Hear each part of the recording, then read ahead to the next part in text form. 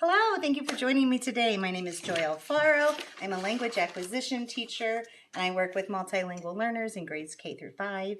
Today I want to share some information with you to help you better understand how to reach the needs of your English language learners. 3 topics we'll discuss include equity pedagogies, equity theories, and strategies to support multilingual learners. Let's begin with equity pedagogies. I have 3 I'd like to discuss today, and the first one is the idea of a culturally responsive pedagogy, a culturally responsive framework developed by Gloria Ladson-Billings.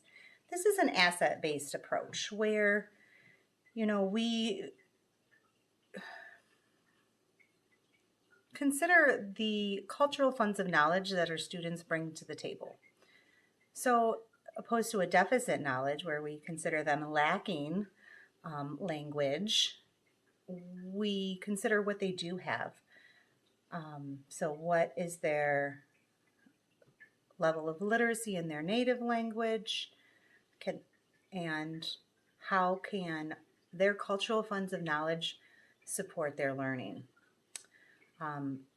Through this approach, we also want to instill a critical consciousness as one strives for academic success. There's 4 aspects to consider within this framework, and the first one is affirmation. We want to value and we want to recognize and value the students for who they are and be accepting of them and their diversity. The next idea is validation.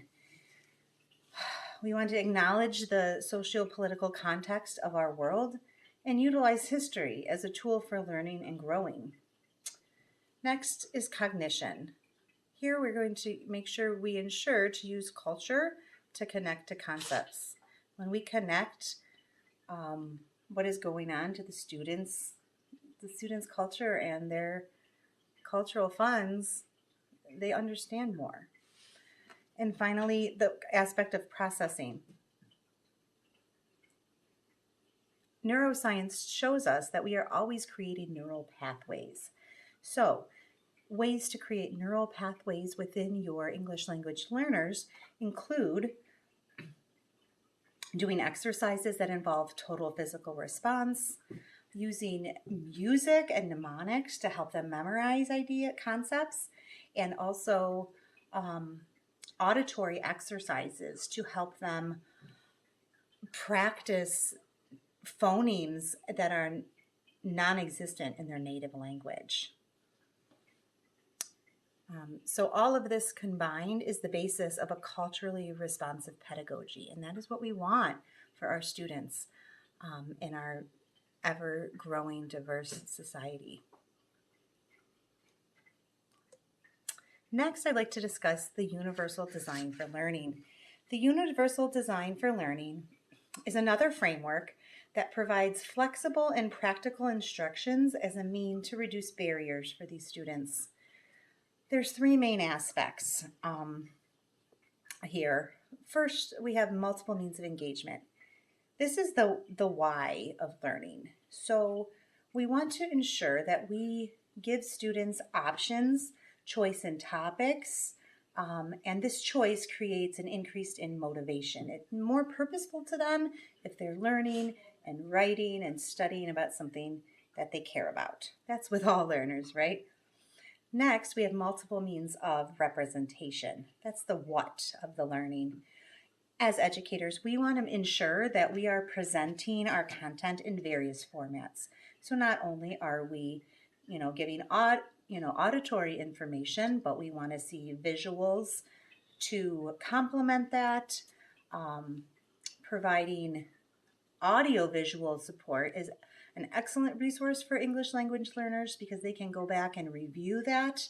They can watch it multiple times and to help them ensure understanding. They can rewind it and restart it.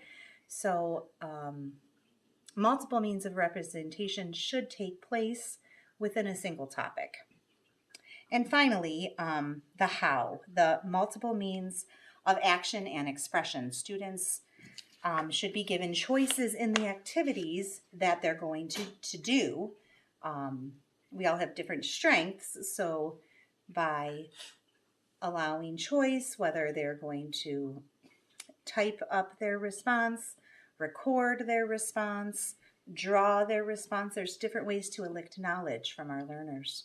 This also brings to mind the idea of alternative assessments. Journaling is a great way to provide an open-ended response where you can get a lot of information out of a student by asking them to journal about what they know about the topic. You're going to get a lot more from that assignment than a multiple choice test or true and false. So journaling, using portfolios, collecting work over time on a topic to represent what they know, and also using rubrics. Rubrics are a great way to provide an explicit baseline to show the students, what is expected and the different tiers, and it just creates a very objective way to assess them, and it helps them know at the forefront, what they're striving for. So rubrics are also a great means of assessment. Moving on, now I'd like to discuss the SIOP model. The SIOP stands for Structured Instruction Observation Protocol. It is usually used at the middle school and high school level. However, within a self-contained classroom. However, this could actually be a great model to consider as you're planning for your elementary students. So the SIOP model provides accessible format of grade level content by teaching both the content and the language. So you'll notice there's 8 steps in this model, and the lesson delivery is way down there at the bottom, step 7. So we do a lot of building background and a lot of front loading before the lesson even comes. That way, when we get down to the lesson delivery, they've already developed a great, they've accessed their background and developed quite a bit of understanding before we've even gotten to the meat of it. So you see, we begin with our lesson preparations. That's the planning time teacher does on her own. And then the building background. The building background might begin with some type of a video, a KWL chart, some discussion about what kids already know about the topic. We're providing comprehensible input for them to help them build on what they already know.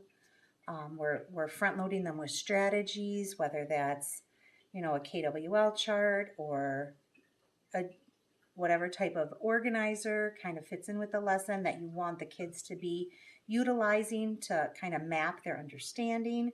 Step 5 is so important, the interaction among the students. This is where your turn and talk comes in. The students are turning to talk about what they already know, about the ideas they've recorded in their organizers so far. So they're actually doing some practice and application before the lesson deliveries even happened. Now we're moving on to our lesson delivery. We're going to use multiple formats to do that. So whether that's, it might start with a video and go into some reading and follow that with,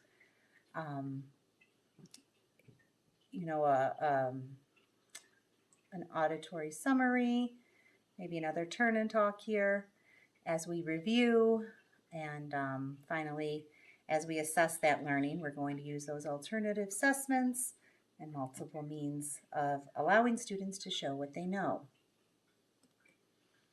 Next, we have the equity theories I'd like to discuss, and there's so many. I just chose 3 that I'd really like to hone in on today. So, as far as the theories, I'd like to begin with Stephen Krashen's affective filter. Stephen Krashen has many theories. However, this one is very influential. It really hits home for me. I'd like to share it with you. And we're going to compare it with Maslow's hierarchy of basic needs. So the affective filter is basically within you. It's your emotions, right?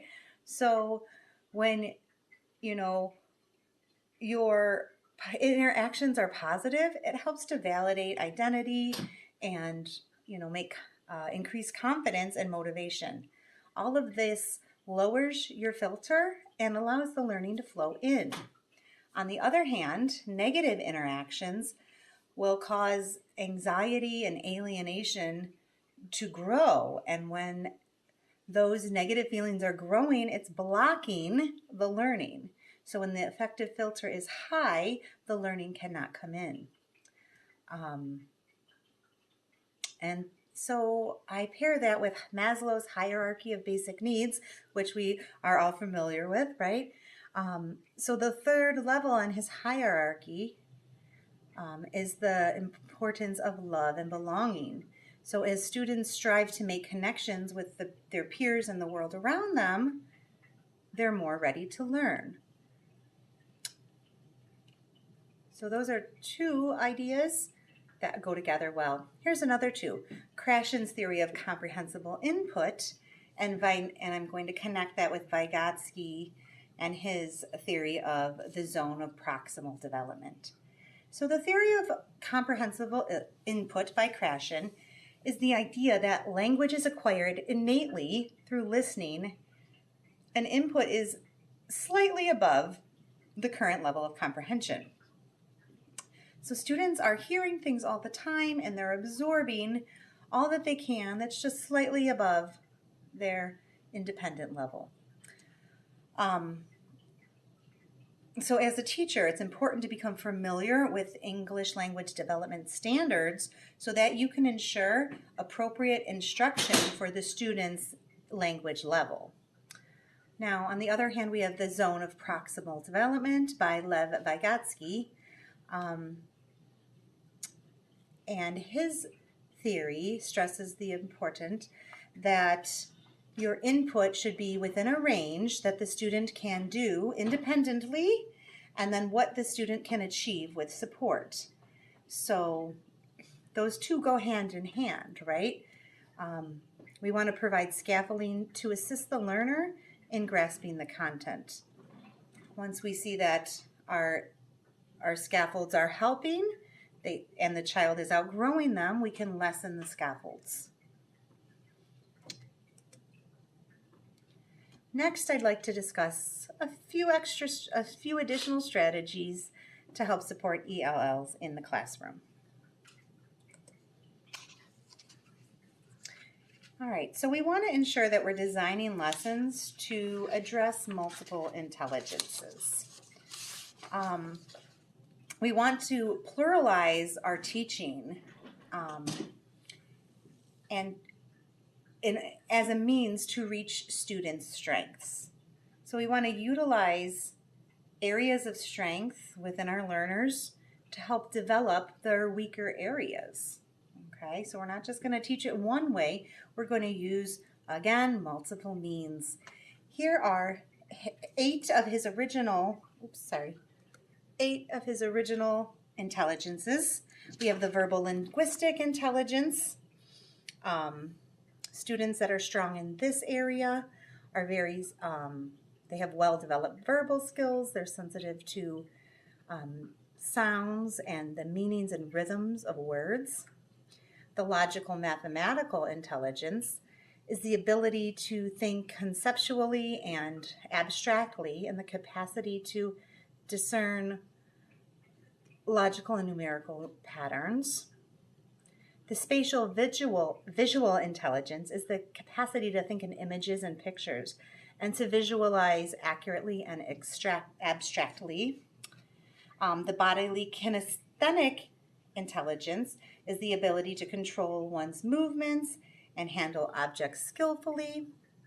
Musical intelligence, obviously, students that can really hear that pitch and rhythm.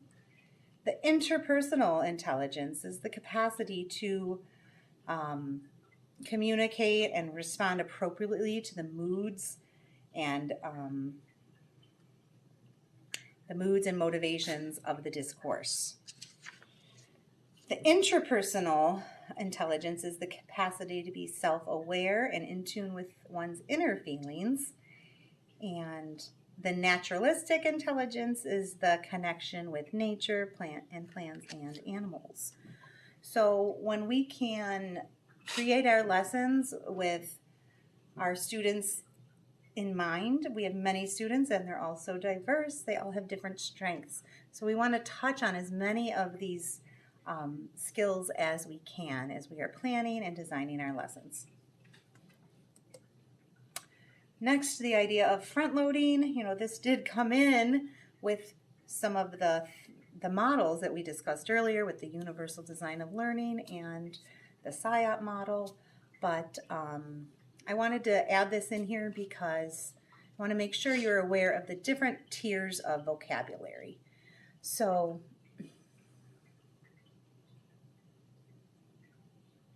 we want to begin our lessons by selecting approximately 10 focus words that we think our students are not going to understand from the new unit, and we want to front load them with that vocabulary. With typical students, you know, it's really the tier 2 words that we want to work with our diverse learners.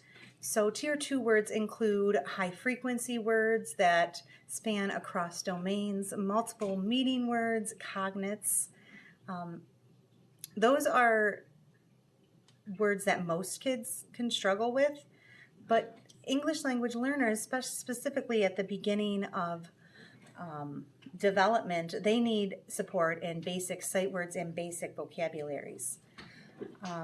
Finally, tier 3 words are your low frequency words that we see in the different subjects, and students need explicit instruction to that as well. But tier 2 is an important collection of words that you really want to focus on for all learners, but your ELs are going to need support with all of these vocabularies, right? And especially the ones in the early stages are really going to need a lot of tier 1 support.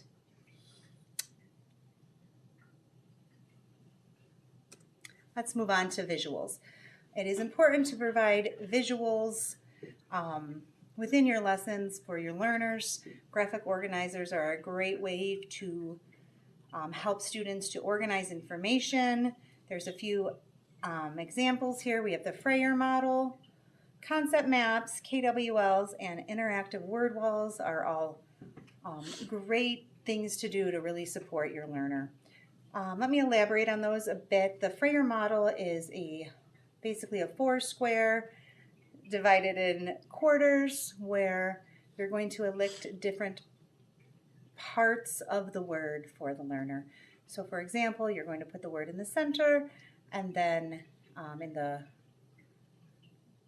far left, you might put the meaning of the word. Far right, you might use the word, a synonym of the word, or a cognate. You might have another square might be illustrating the word, and another square might be using the word in a sentence. So that Freyer model is really powerful to help students map their thinking. Concept maps and interactive word walls are also really powerful, as students can make connections from one idea to the next. The interactive word walls should really be student-driven and very hands-on, and they're a great resource. As they hang on the wall, students can go back and refer to those concepts that are being depicted on there. The interactive word wall, I want to bring up the point, we want to put realia on there, actually gluing objects to the wall to help develop understanding. We want to prepare the words the students will be using up there, using different fonts, different styles of font, can help students also just solidify those neural connections with those words. Finally, I want to bring up the point of providing encouragement to our learners and providing a low-risk environment. Um, by creating that empathy for culture, and I shouldn't say empathy, maybe enthusiasm for culture within your learners, you're growing an appreciation of our the diversity within our world, and that creates a low-risk environment for our students. Also, seeking opportunities for students to work with a partner or in a small group gives them a low-risk environment for them to practice their oral language. So allowing turn and talk is very low risk for them. They're not as anxious. Their filter is low, so they're able to express themselves in a smaller setting, opposed to raising their hand and speaking in front of the whole group. Also, collaborative group work we know is also very powerful, as students can collaborate and work from one another.